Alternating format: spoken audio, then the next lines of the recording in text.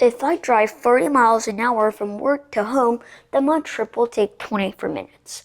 How fast do I have to drive to make the trip in 12 minutes?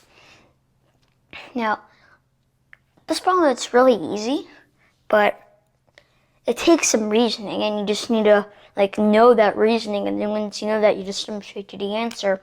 I just jumped straight to the answer because I already knew the reasoning, but if you don't, here's how to do it. So we know we have speed times time equals distance again.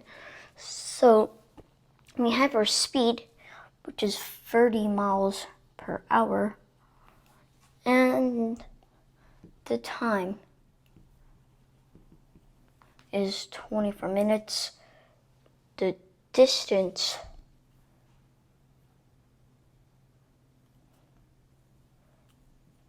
is just d.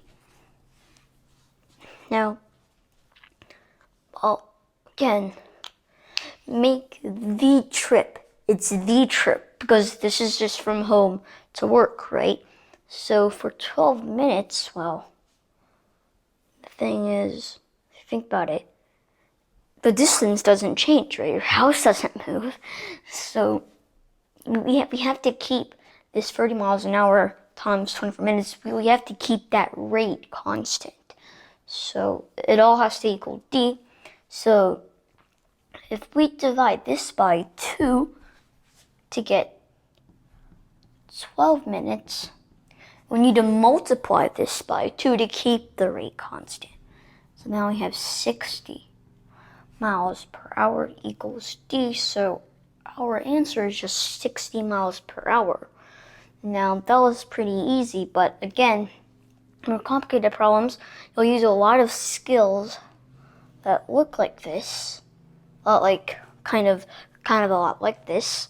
So basically, if you wanted to make the trip in just 8 minutes, well, then you're taking the 24, you're dividing by 3.